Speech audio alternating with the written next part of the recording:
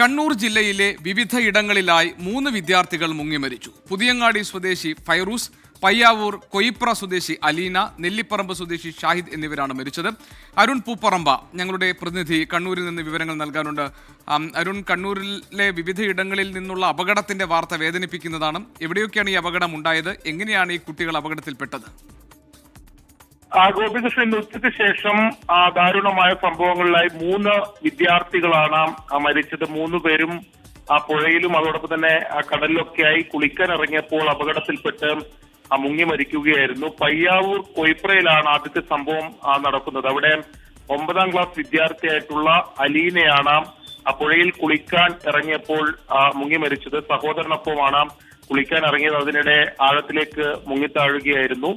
അവിടെ നാട്ടുകാരൊക്കെ പെട്ടെന്ന് ഓടിയെത്തി അലീനയെ രക്ഷപ്പെടുത്തി ആശുപത്രിയിലേക്ക് മാറ്റുന്നതിനിടെയാണ് അലീനയുടെ മരണം സംഭവിച്ചത്. അതോടൊപ്പം തന്നെ ചൂട്ടാട് ബീച്ച്, പുതിയങ്ങാടിയിലെ ചൂട്ടാട് ബീച്ചിൽ അവിടെ ബീച്ചിനോട് ചേർന്ന അഴിമുഖത്ത് കുളിക്കാൻ ഇറങ്ങിയ 4 പേർ അവിടെ അവരെ കാണാതായതിനു ശേഷം 3 പേരെ രക്ഷപ്പെടുത്തി. ഒരു വിദ്യാർത്ഥി അവിടെയും മരിച്ചു. 12 വയസ്സുള്ള ഫൈറൂസ് ആണ്, പുതിയങ്ങാടി സ്വദേശിയായിട്ടുള്ള ഫൈറൂസ് ആണ് അഴിമുഖത്തെ അപകടത്തിൽ മരിച്ചത്. അതിനുശേഷം ഇപ്പോൾ ഒടുവിലായി ലഭിക്കുന്ന വിവരമനുസരിച്ച് തളിപ്പറമ്പ് കൂവേരി പുഴയിലും ഒരു വിദ്യാർത്ഥി മുങ്ങി മരിച്ചിരിക്കുകയാണ്. നെല്ലിപ്പറമ്പ് സ്വദേശിയായിട്ടുള്ള ഷാഹിദാണ്, 19 വയസ്സാണ് ഷാഹിദിന്.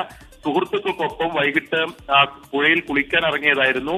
അപ്പോഴാണ് അപകടമുണ്ടായത്. ഷാഹിദിനെയും ആശുപത്രിയിലേക്ക് കൊണ്ടുപോകുന്നതിനിടെയാണ് മരണം സംഭവിച്ചത്. അങ്ങനെ വ്യത്യസ്ത സ്ഥലങ്ങളിലായി നടന്ന അപകടങ്ങളിൽ 3 വിദ്യാർത്ഥികളാണ് മുങ്ങി മരിച്ചത്. ഗോപീഷ്.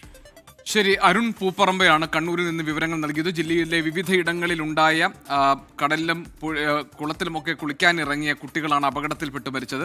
മഴക്കാലം കൂടുതൽ ശക്തമായി കാലവർഷം വരുന്നു എന്ന മുന്നറിയിപ്പുണ്ട്. മാത്രമല്ല, ഇതുപോലെ പുഴയിലും കടലിലുമൊക്കെ കുളിക്കാൻ പോകുന്ന കുട്ടികൾ വളരെ ശ്രദ്ധിക്കേണ്ടതാണ്. രക്ഷിതാക്കൾ അവരുടെ കാര്യത്തിൽ പ്രത്യേകം ശ്രദ്ധ പുലർത്തേണ്ടതുമാണ്. കാരണം ഈ തരത്തിൽ കുട്ടികൾ അപകടത്തിൽപ്പെട്ട് മരിക്കുന്ന സംഭവങ്ങൾ ഒട്ടേറെ വാർത്തകളായി നമ്മുടെ മുന്നിലേക്ക് വരുന്നുണ്ട്. അതുകൊണ്ട് നമുക്ക് ഇക്കാര്യത്തിൽ ഒരു കരുതലും ജാഗ്രതയും ആവശ്യമാണ്. രക്ഷിതാക്കളുടെ ഇടപെടലും ഈ കാര്യത്തിൽ ആവശ്യമാണ്.